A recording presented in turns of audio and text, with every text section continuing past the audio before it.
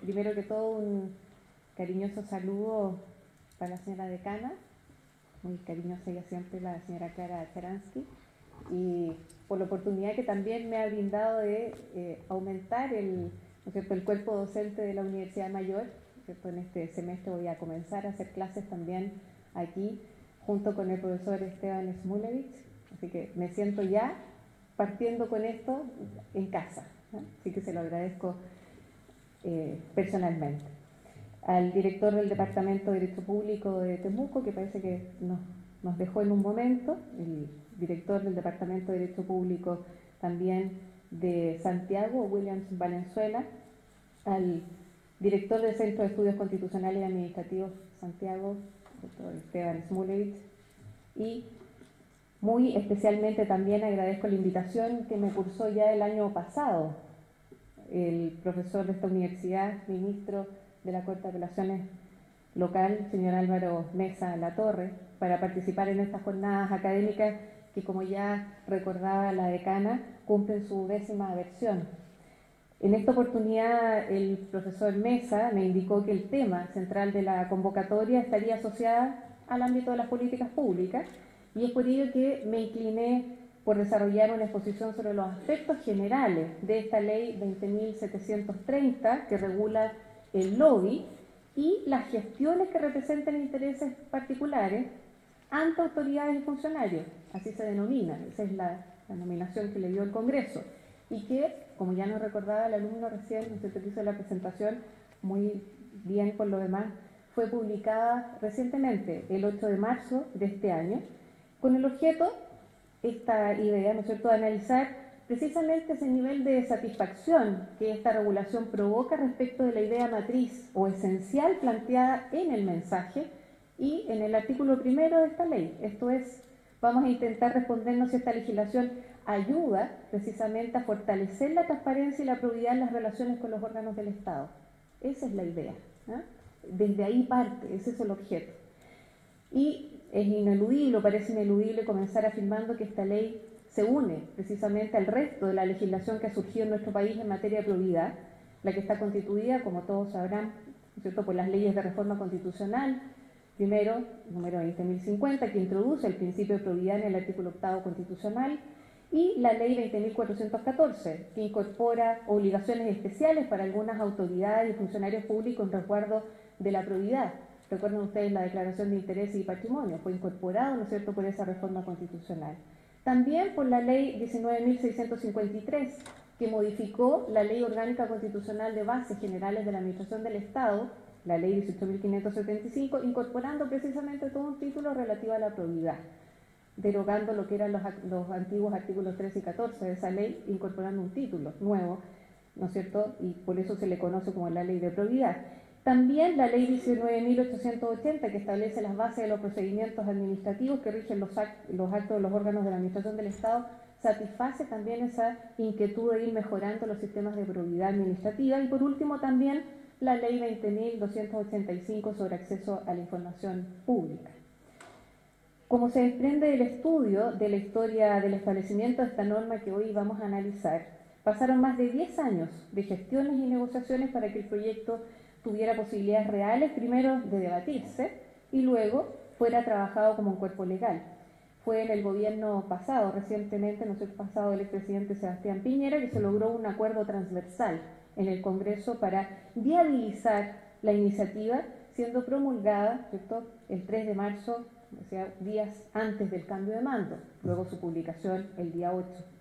Y repasando un poco esa historia, vale la pena señalar que si bien hubo mociones parlamentarias intentando regular el lobby en Chile desde los años 90, solo a fines del año 2003, como consecuencia de una moción originalmente representada o presentada por los diputados Burgos, Patricio Walker, Montes, Leal, Zafirio y Toá, fue ingresado desde el Ejecutivo el primer proyecto de ley para regular el lobby en nuestro país. Ese proyecto fue ingresado con el propósito preciso de regular la gestión de intereses y aumentar la transparencia en las decisiones públicas. Después de una larga tramitación, logró su aprobación en comisión mixta en abril del año 2008.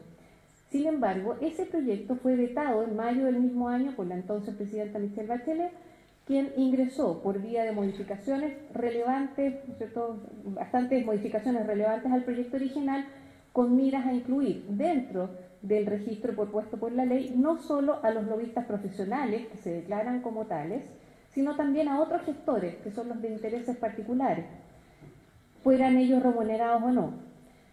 Aunque en el mes de julio de ese año, del 2008, la Cámara de Diputados aprobó parcialmente el veto del Ejecutivo, el proyecto se entrampó luego en el Senado y en septiembre del año 2008 se le quitó la urgencia para su discusión. Y el Ejecutivo resolvió, en conjunto con el Poder Legislativo, que era mejor enviar un nuevo proyecto que recogiera íntegramente las observaciones que habían realizado especialistas y parlamentarios antes de aprobar el proyecto original y aprobar separadamente esas observaciones. Así, en noviembre de ese año, del año 2008 estamos hablando, se ingresa un nuevo proyecto a tramitación en el Congreso. Al aumentar el rango de actores considerados como lobistas, al incorporar la regulación de los sujetos pasivos por medio de la publicación de los registros de audiencia y reuniones de estos con los lobistas, este proyecto nuevo era más ambicioso que el original y fue aprobado en primer trámite constitucional por el Senado en el mes de julio del año 2009. Sin embargo, volvió a tener otro entrampamiento, se entrampó en la Cámara de Diputados, retirándosele también la suma urgencia en enero del año 2010. Para que ustedes vayan viendo que esto es un largo proceso de muchas negociaciones, de ir y venir, de idas y retrocesos. Y este proyecto fue revivido en mayo del año 2012, cuando el Ejecutivo envió, por medio de un oficio, ¿no es cierto?, una indicación sustitutiva total del proyecto original, que constituye en la práctica un nuevo proyecto de ley que reformula también sustancialmente el enfoque y los alcances del proyecto original. Como podemos apreciar de su texto, a diferencia de los dos proyectos anteriores, este del año 2012, el que logra ser aprobado en el Congreso de este año, se enfoca casi exclusivamente en los sujetos pasivos del lobby, vamos a ver qué son ellos, y también en la transparencia de sus agendas públicas, casi sacrificando por completo el objetivo de regular la conducta de los sujetos activos, los lobistas o los gestores de intereses particulares. Se centra ahí el foco. Y entrando de lleno a conocer las características fundamentales, las características principales, vamos a tratar de abordarlas, esas características, respondiéndonos 4 preguntas que formula incluso la OCDE, ¿no es cierto? Nosotros estamos siguiendo estas materias muy de cerca con lo que son estos lineamientos, ¿no es cierto?, básicos que nos da esta organización, para enfrentar el diseño de la regulación del lobby. ¿Qué es lo que plantea esta institucionalidad, ¿no es cierto?, para este tema de la regulación del lobby? ¿Qué preguntas se hacen? Nosotros vamos a intentar, a propósito de esas preguntas, respondernos, ¿no es cierto?, de acuerdo al modelo que hemos querido tener. ¿Quién y qué será regulado? Lo primero que tenemos que preguntarnos. ¿Qué información debería ser requerida o revelada? ¿Cómo o por qué medio de qué procedimiento, por medio de qué procedimientos más bien, se regula la conducta de los lobistas? Y por último, ¿cómo puede asegurarse la integridad de la regulación del lobby o cómo se asegura su cumplimiento? El security in compliance, como, ¿no es cierto?, hoy día también se le denomina, cayendo a la mano, ¿no es cierto?, ese concepto americano. Y partimos por algo, ¿no es cierto?, que ya nos insinuó acá, ¿cierto?, el presentador, ¿ya? ¿Qué es el lobby?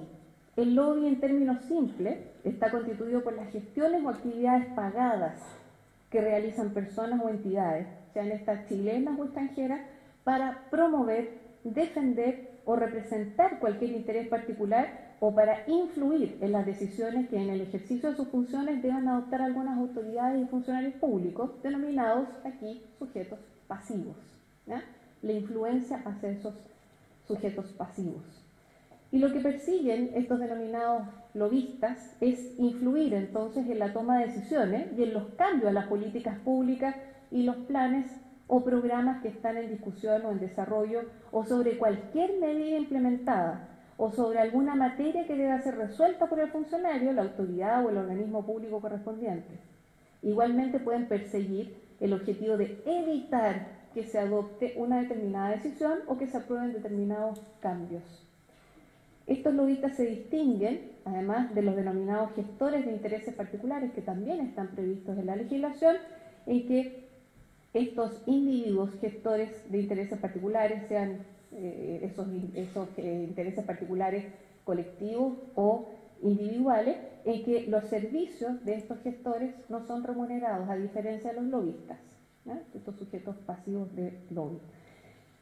Atendido lo anterior, no resultará extraño que los contactados para ser objeto de lobby, esto es, los sujetos pasivos de lobby, sean las personas que, en razón de su función o su cargo público, tienen atribuciones para tomar efectivamente decisiones relevantes, y también las personas que puedan influir decisivamente en quienes tienen esas atribuciones. Vamos a ver quiénes son. Básicamente se denominan jefes de gabinete, un poco en esa lógica, ¿no es cierto?, de influencia que aparentemente la ley ve en esas personas o los asesores directos de quienes toman definitivamente la atribución, tienen la atribución y toman la decisión, y que además esas personas, que son, ¿no es cierto?, esos terceros que apoyan, que podrían influir en las decisiones de la autoridad, reciban una remuneración habitual por ello.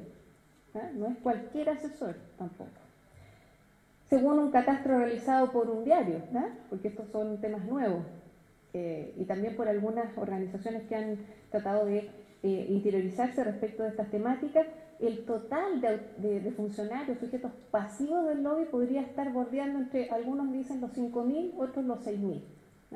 Es un universo enorme de personas, de sujetos, de funcionarios que pudieran estar entonces involucrados en esta regulación.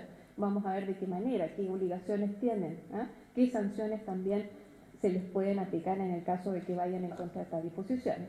Pero ¿quiénes son esos 5.000 o 6.000 funcionarios? Básicamente, ¿quiénes son? La ley señala quiénes son, no omite esa situación, sino que señala expresamente que van a ser los sujetos pasivos del lobby los ministros, los subsecretarios, los jefes de servicio, los directores regionales de los servicios públicos, los intendentes, los gobernadores, los secretarios regionales ministeriales, los embajadores, además de los jefes de gabinete de esas mismas autoridades. Entre los funcionarios ahora de la administración regional y local que reciben lobby de conformidad a esta ley, serán ellos los consejeros regionales, los alcaldes, los concejales, los secretarios ejecutivos de los consejos regionales, los directores de obras municipales y los secretarios municipales. Un universo, ¿no es cierto?, de funcionarios que tienen a su cargo, ¿no es cierto?, la decisión o que influyen en la decisión. Por ejemplo, los secretarios municipales. Los secretarios municipales no deciden, pero sí influyen, son los abogados, ¿no es cierto?, los asesores jurídicos de las municipalidades. Pero también pueden recibir lobby, según la ley, el Contralor General de la República. Era que no, ¿cierto? Si bien la Contraloría General de la República, órgano autónomo, ¿no es cierto?, controla, ejerce control. En esa decisión de control también podía tener influencia externa. El Subcontralor General de la República, que todos sabemos que su misión fundamental es ser juez de primera instancia en el juicio de cuentas. Es una situación de juez, y también subroga al Contralor General, y en ese sentido tendría que estar sujeto a las mismas reglas de sujeto pasivo del Contralor. El presidente, el vicepresidente y los consejeros del Banco Central son esos, ¿no es cierto?, personeros del Banco Central, sujetos pasivos de lobby. También podrá ser sujeto pasivo de lobby el fiscal nacional y los fiscales regionales del Ministerio Público. Los consejeros del Consejo de Defensa del Estado, ¿cierto?, los consejeros del Consejo Directivo del Servicio Electoral, los consejeros del Consejo para la Transparencia. Vamos a ver que aquí también en esta ley tiene algo que decir el Consejo para la Transparencia. Vamos a ver si es mucho o poco. Pero también son sujetos pasivos del lobby, el Consejo para la Transparencia. Los consejeros del Consejo de Alta Dirección Pública, ese órgano, ¿no es cierto?, dentro del servicio civil que participa en la generación de autoridades en ciertos escalafones, ¿no es cierto?, de autoridades públicas, administrativas. Los consejeros del Consejo Nacional de Televisión, los consejeros del Instituto Nacional de Derechos Humanos, los comandantes en jefe de las Fuerzas Armadas, el director general de la Policía de Investigaciones de Chile, el general director de Carabineros de Chile, el jefe y el subjefe de Estado Mayor Conjunto, los encargados de las adquisiciones de las Fuerzas Armadas y de las policías, dentro de estos ámbitos de los órganos, ¿no es cierto?, autónomos o que con cierta independencia o descentralizados. Se incluye también, ahora mirado desde otra perspectiva, otra organización estatal. Los diputados y los senadores son, obviamente, sujetos pasivos de lobby. El secretario general y el prosecretario de la Cámara de Diputados. Lo mismo el secretario general y prosecretario tesorero del Senado. Y los asesores legislativos. ¿Qué asesores legislativos? Los que indique anualmente cada parlamentario, en forma y conforme al procedimiento que determine la Comisión de Ética y Transparencia Parlamentaria que corresponda de ambas cámaras. A todos estos, recuerden ustedes, 5.000, 6.000, son muchos, se van a añadir los integrantes de los paneles de expertos, eléctrico, de concesiones de obras públicas, básicamente. Los integrantes de las comisiones evaluadoras formadas en el marco de la Ley 19.886 de la contratación administrativa, y el director de la Corporación Administrativa del Poder Judicial. Esta es una gama, un número importantísimo, ¿no es cierto?, de autoridades o de gente que está, ¿no es cierto?, en la toma de decisiones. Pero además se establece que las instituciones, estas instituciones que establece la ley, pueden agregar sujetos pasivos mediante resoluciones o acuerdos propios, informados en una resolución que se va a publicar anualmente en los sitios web de estas entidades. O sea, se puede ampliar por mutuo propio de esas mismas instituciones el número de personas que van a estar sometidas a esta regulación como sujeto pasivo del lobby. ¿Qué pasa con otros órganos? Como el Poder Judicial, el Tribunal Constitucional, la justicia electoral que debemos entender en la referencia que hace la ley al Tribunal Calificador de Elecciones, porque así lo ha señalado, ¿no es cierto?, recientemente el Tribunal Constitucional en su sentencia ROL 2619 del 31 de enero de este año, que controló la constitucionalidad de manera preventiva, ¿no es cierto?, de normas orgánico-constitucionales, así lo dijo, en el entendido que la referencia a la justicia electoral es o se hace al Tribunal Calificador de Elecciones, la normativa de la ley del lobby es, ¿no es cierto?, ajustada a la Constitución. Es el Tribunal Calificador de Elecciones el que tiene una ley orgánica constitucional, ¿no es cierto?, para regular su funcionamiento. ¿Qué pasa con estos órganos, entonces? El Poder Judicial, el Tribunal Constitucional o el Tribunal Calificador de Elecciones. La ley no establece una obligación particular respecto a estos órganos, pero delega en estas mismas instituciones la facultad de autorregularse y de alguna manera imitar los mecanismos de transparencia que provee la propia legislación. Y por esta razón, ¿cierto?, la cantidad de autoridades, servidores o funcionarios públicos obligados podría duplicarse, ¿ya? Si tenemos esto además, gran, ¿no es cierto?, apertura a través de esta autorregulación. ¿Quiénes quedan eximidos? Porque decimos quiénes, están casi todos, ¿no es cierto? Faltan. Pero ¿quiénes quedan eximidos? El presidente de la República. ¿Ah? Como también se exceptúa de la obligación que impone la ley a determinados actos cuando su publicidad afecte la seguridad nacional. Ahí tenemos también una causal de excepción de la aplicación de esta ley. En cuanto a las actividades que quedan reguladas, se puede mencionar la dictación, modificación y derogación de leyes y actos administrativos, como también las decisiones que adopta el Congreso Nacional, sus integrantes y sus comisiones, así como la celebración, modificación o el término de contratos y el diseño, implementación y evaluación de políticas, planes y programas. Como ya se insinuó en un inicio, la ley considera que quedan dentro de su regulación las actividades destinadas a buscar que no se tomen también esas mismas decisiones. Sentido activo, un sentido negativo o positivo y negativo. Frente a la pregunta de si hay actividades que no quedan reguladas por la ley del lobby, la respuesta es que no quedan afectados por esta legislación especial los planteamientos o las peticiones realizadas en reuniones o asambleas públicas y aquellos que tengan estricta relación con el trabajo en terreno que se apropia de las tareas de representación realizadas por una autoridad. Esto se aplica mucho al tema de los parlamentarios, ¿eh? Las visitas a terreno, las gestiones que se hacen en su distrito. las reuniones que se hacen quedarían excluidas, en esas visitas de terreno. Además de las declaraciones, actuaciones o comunicaciones que hagan los funcionarios o autoridades en el ejercicio de sus funciones, a la prensa o alguna situación como... Tampoco son materias de la ley las peticiones verbales o escritas que se hagan a la autoridad o al funcionario para obtener información sobre un procedimiento propio de la institución. Queda excluido de la regulación legal asimismo el caso de que una autoridad o funcionario pida información que le sirva para tomar una determinada decisión en el ámbito de su competencia. Eso tampoco es lobby. Tampoco son considerados como lobby algunas actuaciones que realizan las personas o sus parientes en procesos administrativos, ni las asesorías, por ejemplo, contratadas a profesionales e investigadores de asociaciones sin fines de lucro, corporaciones, fundaciones, universidades, centros de estudio y de cualquier otra entidad análoga, así como las invitaciones que dichas instituciones extiendan a cualquier funcionario o un órgano del Estado. En el mismo aspecto, no es lobby la defensa en un juicio, ni el patrocinio de causas judiciales.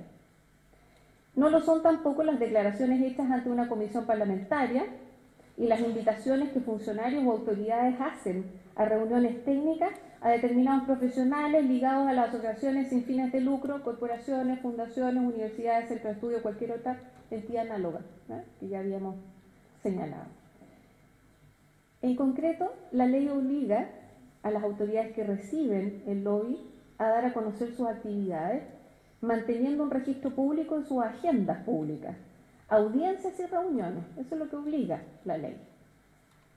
También la ley les impone el deber de registrar los viajes que realizan en el ejercicio de sus funciones, como los donativos oficiales, protocolares que reciban. Solo queda exceptuada la difusión de los viajes cuando afecta el interés general de la nación, la seguridad nacional, que es la excepción o la exclusión de carácter general, pero de estos viajes, ¿no es cierto?, de todas maneras se tiene que rendir alguna cuenta, pero es una cuenta reservada, anual, ante el Contralor General por parte de los sujetos pasivos de lobby, que forman parte de la Administración del Estado, o al personero, ¿no es cierto?, funcionario que el Contralor delegue esa potestad, o bien ante quien tenga la potestad sancionadora en los demás casos, dice la ley. ¿Cuáles son los demás casos? Que no sean los funcionarios de la Administración del Estado, vinculados de alguna manera con el control que ejerce la Contraloría General de la República. En el caso, por ejemplo, de los personeros del Banco Central, o los parlamentarios, o el fiscal nacional o los fiscales regionales, o el director de la Corporación Administrativa del Poder Judicial, ellos tendrán que, ¿no es cierto?, dar cuenta anual, ¿no es cierto?, a la autoridad que se establezca como sancionadora de, ¿no es cierto?, en la misma legislación, no a la Contraloría.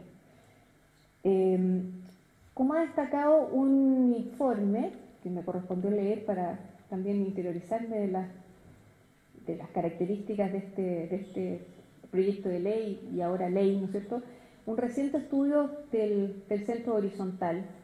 Si bien, y voy a leer esta parte, si bien la ley detalla cuidadosamente, dice, el tipo de decisiones que buscan ser influenciadas por aquellos que ejercen lobby, decíamos, la dictación, modificación, discusión de leyes, decretos, resoluciones, acuerdos, contratos, etc., se limita a regular a tal efecto solo las audiencias formales entre sujetos activos y pasivos. Formales, las que se piden, no las que yo pueda, ¿no es cierto?, solicitarle así en un pasillo, por ejemplo, a la vuelta de la esquina de aquí, saliendo de este seminario, o las preguntas que ustedes pueden hacerle a una autoridad si es que fuera una autoridad decisiva la que estuviera hablándoles en este momento. Tanto las reuniones sociales, y ahí estos expertos, ¿no es cierto?, llaman la atención en este aspecto, tanto las reuniones sociales e informales como toda forma de comunicación escrita, audiovisual, por ejemplo, correo electrónico, que está tan de moda, ¿no es cierto?, queda fuera del ámbito de regulación de esta ley, siendo que evidentemente, postulan, constituye lobby desde un punto de vista de la definición que la misma ley da desde su objeto, ¿no es cierto?, de su idea matriz o del artículo primero que acabamos de revisar. Ahora, ¿qué pasa con estas omisiones? Las omisiones de estas otras instancias de comunicación podría obviamente convertir al sistema chileno en, ¿no es cierto?, una regulación solamente formal o de buenas intenciones, en definitiva, porque donde más se transmite, ¿no es cierto?, ese conocimiento no es cuando uno le pide formalmente una audiencia, sino que a veces en estas reuniones informales o en aquellas ocasiones en que no se solicita formalmente la reunión, pero de todas maneras se tiene, no informando, como vamos a ver, el objetivo de la reunión. Yo puedo pedir una reunión, una audiencia con una autoridad para un objetivo específico y después empezar a hablar de otras cosas. Entonces, ¿qué es lo que está involucrado aquí? Lo que se me pidió formalmente, lo que se me dijo, mire, yo quiero venir a hablar por el interés de tal industria o tal persona, ¿no? Y después termino hablando de 2 o 3 cosas adicionales, que es lo más importante, que es lo que está regulado. Hoy día eso no está incorporado dentro de lo que es el lobby. Frente a la pregunta, ¿qué obligaciones tienen las personas y entidades que hacen lobby? Estos sujetos activos, los lobistas o los gestores de intereses particulares. La ley establece que los lobistas y estos gestores de intereses particulares deben entregar de manera oportuna y veraz a las autoridades y funcionarios respectivos la información que se les pida, tanto para solicitar audiencias o reuniones como para efectos de su publicación. Además, deben informar a quien solicita la reunión o audiencia el nombre de las personas a quienes representan y si reciben remuneración por las gestiones. Cuando quien hace el lobby es una persona jurídica, una empresa, una entidad, debe proporcionar además la información que se le solicita respecto a su estructura, conformación. En síntesis, se trata de información básica, esencial, que permite saber cuál es el objetivo de la actividad del lobby, identifica a sus beneficiarios y señala aquellos organismos e instituciones a los cuales apuntan. Pero como crítica a esta regulación, en este aspecto puede sostenerse que la ley no obliga a la entrega de información que permita aumentar aún más la transparencia y el accountability frente a la ciudadanía, que la OCDE llama suplementaria, es información suplementaria. Ejemplos de esto son los gastos en actividades del lobby por parte de los lobistas y sus clientes, sus estrategias y formas de lobby, la estructura de los contratos entre los clientes y los lobistas. Por ejemplo, si incluye o no un premio por objetivo logrado, o si los lobistas son ex sujetos pasivos del lobby, entre otros. Nosotros tenemos eso todos los días. No es la puerta giratoria en materia penal, sino que es la puerta giratoria entre las autoridades, ¿no es cierto?, de qué lado se están moviendo. Y si después se transforman en gestores de intereses particulares o lobistas precisamente por ese conocimiento que tienen del sistema o de las personas que van a tomar las decisiones en su momento. Eso no está claramente, ¿no es cierto?, regulado, previsto. No hay una regulación de ese tipo. La ley también exige la existencia de registros de agenda pública, así se denominan, registros de agenda pública. Cada uno de los órganos e instituciones que señala la ley debe mantener y administrar un registro al que se van a incorporar estas personas naturales, jurídicas, chilenas o extranjeras que desempeñan la actividad de lobby. Ya sea, y esto es lo importante aquí, de manera voluntaria o de manera automática. ¿Cuándo va a formar parte de estos registros de manera automática? Cuando realizan actividad de lobby ante una autoridad o funcionario, actividad de lobby formal. Cuando yo me anuncio como lobista ante la autoridad o el funcionario y le digo, quiero una entrevista, quiero una audiencia, ¿no es cierto?, para tal o cual, plantearle tal o cual situación. En ese momento quedan registrados, ¿no es cierto?, automáticamente. Si no, es voluntario. Por lo tanto, esta suerte de todavía alegato de pasillo, como uno lo decía, se lo dice como abogado, ¿no es cierto?, refiriéndose también a estas prácticas que hay con los mismos tribunales, etcétera, se va a seguir dando. De esta forma, hay registros públicos a cargo de cada uno de los servicios u órganos de la administración centralizada, descentralizada, regional, a que pertenezca el sujeto pasivo requerido. Hay también registros de viajes, registros de estos regales, donativos, etcétera, protocolarios. Pero también hay registros a cargo de la Contraloría, de las Fuerzas Armadas, de Orden y Seguridad, del Banco Central, de la Cámara de Diputados, del Senado, del Ministerio Público, de la Corporación Administrativa del Poder Judicial y de cada uno de los organismos autónomos a los cuales nos referimos, el Consejo Nacional de Televisión, el Consejo para la Transparencia, el Consejo del Servicio Electoral, todos ellos tienen estos registros. Como medida de publicidad adicional de estos registros, donde se va a saber quiénes son los que están interviniendo en la industria del lobby, el Consejo para la Transparencia tiene que sistematizar en un registro, ¿no es cierto? Mantener un sitio electrónico de fácil acceso donde estén todos estos registros individuales, pero en un mismo sitio, en el del Consejo para la Transparencia. Pero además, y ahí voy en esto del registro trimestral, se le agrega esta otra obligación, crea un registro trimestral consolidado por parte del Consejo para la Transparencia, y en ese registro se va a tener que ir organizando la información, no por reunión, como en los registros que lleva cada uno de los servicios, sino que por persona natural o jurídica que haya sostenido reuniones con sujetos pasivos en el mismo periodo trimestral de 3 meses. ¿Ah? Esto equivale, de alguna manera, a la creación de ese registro de lobistas ex post, con las ventajas de información que conlleva, pero, según se ha criticado por algunos, sin los beneficios legales de un registro in iure. Los datos que deben agregarse a este registro serán los que se acuerden, además, en determinados convenios que tiene que celebrar el servicio con el Consejo para la Transparencia. Todo, ¿no es cierto?, lo relativo a esta información, además, la ley lo encomienda a la regulación de un reglamento. Otro aspecto importante a destacar en este punto es que como regla de conducta, muy importante, se establece la igualdad de trato, obligando otra vez a los sujetos pasivos a registrar todas las audiencias que le concedan a los lobistas. Así, la legislación también los obliga a dar igualdad de trato a todos los que soliciten audiencia respecto a una misma materia. Todos tienen que tener la misma posibilidad de referirse a la temática. ¿Quiénes son ahora los encargados de fiscalizar el cumplimiento de esta ley? Si bien la fiscalización y la investigación de faltas corresponde en general a la Contraloría General de la República, la que va a emitir una resolución fundada, recomendando la sanción, la potestad sancionadora recae directamente en el jefe superior del servicio, o en caso de que éste sea el que incurrió en la falta, sobre la autoridad que tiene la potestad de nombramiento respectiva. Si estamos hablando dentro del ámbito de la administración, de lo que tiene que controlar la Contraloría indaga y sugiere, propone.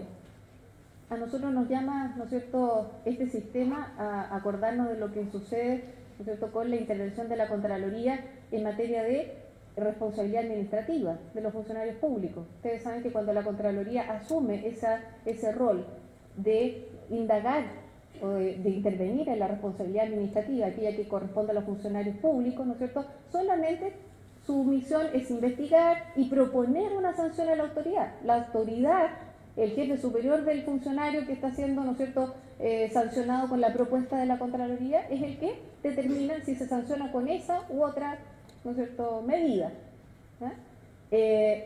Obviamente que la lógica de esa situación invita a pensar que la Contraloría tiene más poder de que realmente le da el legislador. Difícilmente una autoridad va a desatender la propuesta de la Contraloría. Normalmente el decreto o la resolución va a tomar razón.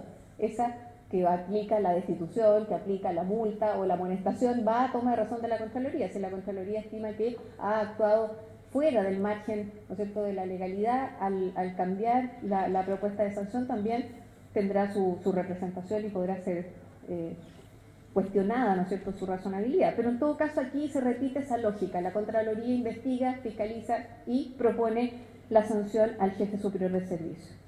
En el caso de los alcaldes, ahí hay una regla especial. En el caso de los alcaldes, los concejales, los directores de obras municipales y el secretario municipal, ellos sí serán sancionados directamente por la Contraloría General de la República. En el caso de los parlamentarios, los funcionarios del Congreso, a los que nos referimos recién, como sujetos pasivos del lobby, tanto la investigación como la sanción, en ese caso, corre sobre las comisiones de ética y transparencia de cada una de las cámaras. Esos son los órganos fiscalizadores y sancionadores. Una situación similar de autoinvestigación, autosanción ocurre en el caso de las faltas cometidas dentro del Banco Central, del Ministerio Público y de la Corporación Administrativa del Poder Judicial. En el caso particular del Contralor General de la República, es la Cámara de Diputados, la encargada de verificar el debido cumplimiento de las disposiciones de esta ley. ¿Y qué dice la ley en materia de sanciones? Sabemos quién fiscaliza. ¿Cómo se sanciona esto? ¿Y qué se sanciona? La infracción de las normas de esta ley dice la ley misma, habrá incurrir en responsabilidad y traerá consigo las sanciones administrativas que la ley determine. Los procedimientos aquí son todos distintos según la naturaleza del organismo. Se contemplan básicamente, y estoy dando una visión muy general en esta línea, en este aspecto, se contemplan sanciones tanto para quienes reciben el lobby como para las personas o entidades que lo ejercen. Aquí hay sanciones.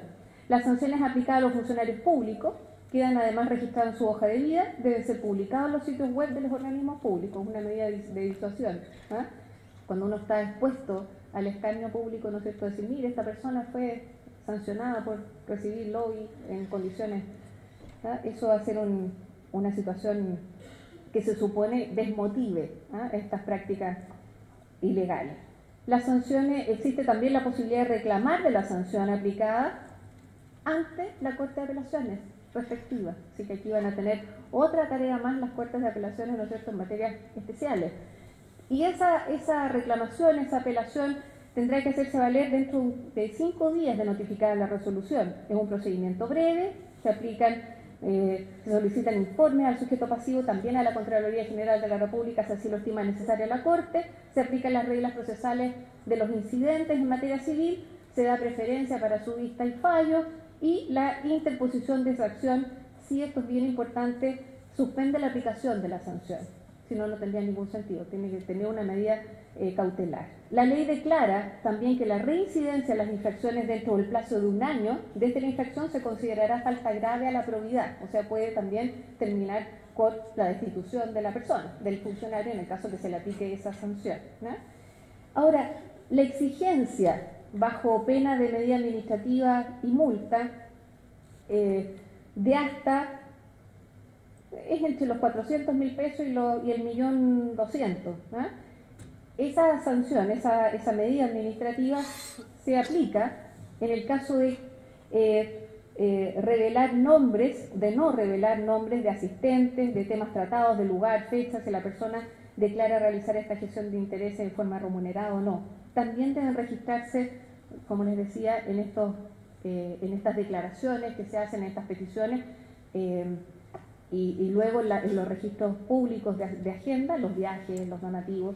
Si es que esa información no se da, hay una sanción, como les digo, de esa línea, de ese rango, entre 400 y 1.200.000. Ahora, si el lobista esconde su calidad de tal, la ley exime a la autoridad, pero contempla sanciones, exime de responsabilidad a la autoridad, pero contempla sanciones y multas que van desde los 800.000 pesos hasta los 2 millones de pesos.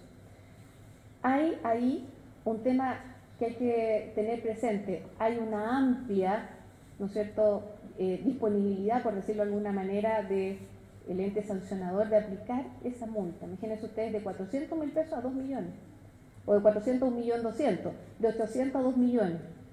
La ley no da muchos parámetros, ¿no? Y si estamos hablando de situaciones de inconstitucionalidad eventual de esta normativa y que no ha sido revisado por el Tribunal Constitucional, porque lo que hizo el Tribunal Constitucional fue revisar la parte orgánica constitucional de esta ley, no toda la ley. Aquí podría haber algún cuestionamiento posteriori, es decir, bueno, ¿por qué se da esa amplitud de sanción? ¿Quién entrega los parámetros, tanto al juez como a la autoridad administrativa sancionadora, para establecer cuándo es 400, cuándo es 405 o cuándo son 2 millones de pesos? No hay parámetros muy claros ahí. Ahora, ¿qué pasa con la sanción de cohecho? ¿Desaparece, no desaparece? Bueno, en este caso de la ley del lobby se mantiene la posibilidad adicional de sancionar penalmente el delito de cohecho, consistente en la obtención por un funcionario, obviamente, de beneficio económico, del ofrecimiento de beneficio económico a un funcionario por acciones u omisiones que le hagan faltar a sus deberes. Incluso en la legislación se elevaron algunas de las sanciones de inhabilidades, se modifica el Código Penal en estas materias. Ahora, conforme a estas reglas, resulta una incógnita la capacidad de asegurar el cumplimiento de la legislación. Por una parte, los requerimientos de la ley no son excesivamente gravosos, como veíamos, limitándose a la obligación de informar las audiencias concedidas por parte del sujeto pasivo y de entregar información mínima acerca de los intereses que están siendo representados por el lobista, o sea, por parte del sujeto activo, mínimo y mínimo. El ámbito de aplicación de la ley, además, es muy amplio. cubriendo prácticamente a toda la capa superior del Estado, por lo que se abre la pregunta respecto a cómo podrá asegurarse su cumplimiento por miles de funcionarios, funcional y geográficamente dispersos por todo el aparato estatal y el territorio. En este sentido, el hecho de que cada organismo o institución lleve su propio registro sugiere potenciales diferencias también a nivel de adhesión a la ley, o en el nivel de adhesión a la ley. Al mismo tiempo, la capacidad de la Contraloría de fiscalizar su cumplimiento en aquellos organismos sobre los cuales ejerce su jurisdicción puede verse sometida a bastante estrés, dado el alto número de funcionarios que van a ser objeto de fiscalización por la ley. Por el lado de las sanciones, el proyecto también presenta deficiencias. Por de pronto, las multas asociadas al proyecto no aparecen como especialmente disuasivas. Las faltas quedarán anotadas en la hoja de vida de los respectivos sujetos pasivos, en el caso de estos ser infractores. A lo mejor por ahí hay una medida más disuasiva que el tema de las multas. Además, con la excepción de los funcionarios municipales, la ley establece que la Contraloría solo puede recomendar, como decíamos, las sanciones a los jefes superiores, lo cual podría abrir una especie de espacio de discrecionalidad en la aplicación de las sanciones, al margen de esta amplitud que hay en cuanto a los montos de las multas. Podría haber un desincentivo, si es el propio jefe superior del servicio el que aplica la sanción, a que, como sucede, por ejemplo, en las sanciones en general, las sanciones derivadas del estatuto, las faltas a la probidad o las faltas menores al estatuto administrativo, los jefes superiores a veces no aplican las sanciones para no hacer su problema con las personas, con los funcionarios. Eso también podría suceder en este caso. El proyecto de ley solo establece sanciones contra aquellos sujetos activos y pasivos que no cumplan con sus respectivos deberes de información, pero no establece sanciones sobre aquellos organismos que no actualicen, por ejemplo, su registro de agenda pública al menos una vez al mes. Y por lo tanto, se podría esto traducir en una amenaza, ¿no es cierto?, con volver a la publicación de registros, o sea, transformar la publicación de registros en un hecho de interés puramente histórico, ¿no?, sin consecuencias sobre la tramitación de proyectos de ley o decisiones contingentes. A nivel de cumplimiento o el nivel de cumplimiento de esta ley en suma, lo que quiero poner de relieve dependerá en muy buena medida de su aceptación voluntaria por parte de los sujetos pasivos que sean afectados, sobre quienes recae casi todo el peso de su buen funcionamiento. Y por último, ¿desde cuándo va a regir esta ley? Está hoy día vigente, comenzará a regir transcurrido 3 meses desde que se publique el reglamento que deberá dictar el presidente de la República para la ejecución de esta ley, para lo que tiene un plazo de 3 meses contado de la publicación. Dicho plazo vencía el 8 de junio de este año, ¿ya? Si nosotros pasamos el 8 de mayo, 8 de junio. Para algunas autoridades se consideró una vigencia diferida de 8 o 12 meses. Por ejemplo, para los jefes de servicio, los directores regionales y otros, los intendentes, gobernadores, secretarios regionales, jefes de gabinete, la ley comenzará a regir 8 meses después de la publicación del reglamento. 12 meses después de publicado el reglamento ya estará vigente para todas las autoridades, funcionarios mencionados por la misma ley. En el caso del reglamento que debe dictar el presidente de la República a través de la Secretaría General de la Presidencia, solamente falta la toma de razón de la Contraloría General de la República para que se establezca, ¿no es cierto?, como norma de la República, reglamento que regula la ley del lobby. El reglamento del Poder Ejecutivo, al igual que los reglamentos que fueron acometidos por cada una de las cámaras del Congreso Nacional, de la Cámara de Diputados y del Senado, fueron sometidos a un sistema de participación ciudadana en las páginas web. Se colocaron los borradores, ¿no es cierto?, de esos reglamentos para obtener precisamente a través de ese sistema de participación ciudadana las observaciones de aquellas entidades, personas con interés, ¿no es cierto?, en estos temas. Es por esta razón que tanto la Cámara de Diputados, el Senado como el Gobierno se han excusado de haber cumplido, ¿no es cierto?, a cabalidad esta regla de los 3 meses después de la publicación de la ley para comenzar a operar con los reglamentos, ¿ya? Hay algunas normas que se van complementando, pero no hay, por lo menos en el que yo alcancé a analizar un poquito más con detención, que es el del Gobierno. Tiene 15 artículos y esos 15 artículos casi recitan la ley. No hay mucho aporte adicional en el reglamento, ¿no?, a lo que tenía que regular el procedimiento para la entrega, la información que debía estar, ¿no? No hay mucho de eso. lo importante es que se haya abierto este proceso de participación ciudadana. Como comentario final, el análisis de la ley del lobby, de la regulación del lobby, sugiere que si bien este es un buen primer paso en este ámbito, está aún bastante lejos de llegar a un punto ideal en cuanto a los niveles de transparencia y regulación de conducta que una buena ley del lobby debiese proveer. No obstante, no podemos dejar de reconocer que esto es un proceso gradual, ¿eh? Y como mencionan algunos expertos, las regulaciones del lobby suelen ir más bien fortaleciéndose en el tiempo a medida que las actuales leyes permean las conductas de los agentes públicos y cristalizan las insatisfacciones respecto a los déficits, a las insuficiencias de las leyes del lobby vigentes. Así, por ejemplo, cada nueva ley de lobby que se ha aprobado en Estados Unidos, en Canadá, en Australia, han puesto un incremento regulativo respecto a la versión anterior.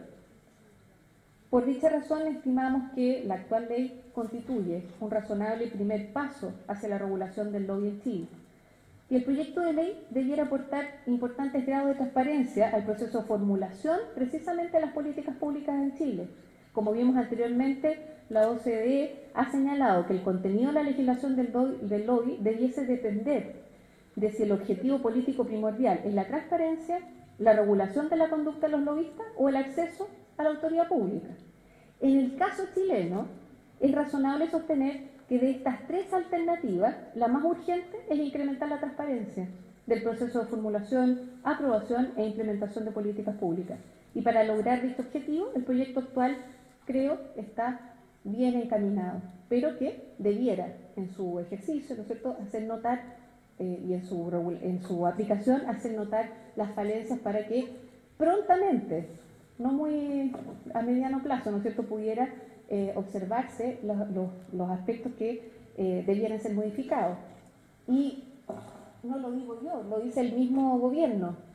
Recuerdan ustedes, decíamos a poco antes de terminar el gobierno pasado fue publicada esta ley. Bueno, ¿y qué es lo que ha dicho el gobierno actual respecto de esta herencia, si pudiéramos decirlo de esa manera? La misma ministra secretaria general de la Presidencia, en un seminario que hubo hace poquito tiempo atrás, en el mes de junio, en la Universidad Católica, sostuvo que ya el gobierno está pensando y analizando, elaborando un proyecto de ley de modificación de la ley del lobby. Imagínense, ni siquiera ha empezado a operar. ¿Y cuáles son las falencias que por lo menos registra la prensa? Porque esto uno lo puede leer todos los días en el diario nomás, ¿no? No está en la Secretaría General de la Presidencia para que le vayan diciendo que es lo que están estudiando. Pero ¿qué es lo que dijo la ministra Secretaria General de la Presidencia? Que se mira como un déficit desde ya de esta ley el hecho de que no sea obligatorio pertenecer o registrarse en el registro de lobistas, que sea voluntario. Eso supuestamente es algo que van a tener que cambiar luego en una visión de mayor transparencia o de más que de transparencia, de regulación del sujeto activo, que hoy día no tenemos. Y también que se sancione especialmente el tráfico de influencia.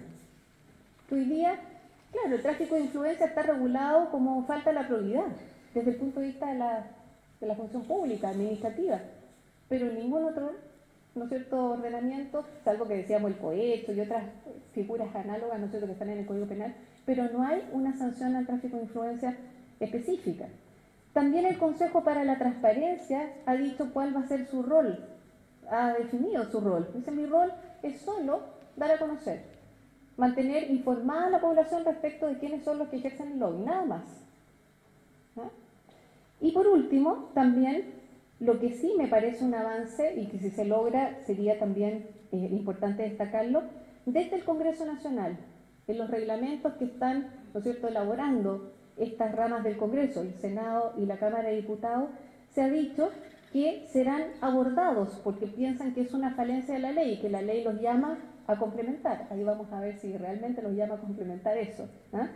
Van a incorporar en estos reglamentos del Congreso las reuniones no programadas.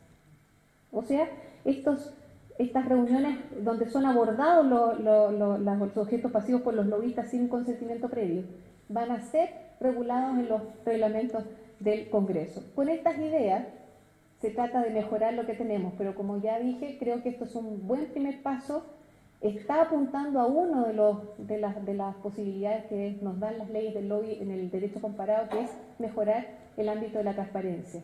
Después veremos el tema de los lobistas o el tema de las sanciones, pero hoy día creo que se ha dado un buen primer paso para continuar en esta senda de mejoramiento de la transparencia y la probidad pública, precisamente en un ámbito tan sensible como es el de las políticas públicas. Ya hemos escuchado aquí la importancia, ¿no es cierto?, que tiene para el destino nuestro, de la ciudadanía. Así que esto es un buen primer paso, insisto, pero que deberá ser prontamente también analizado en sus deficiencias para mejorarlo. Muchas gracias.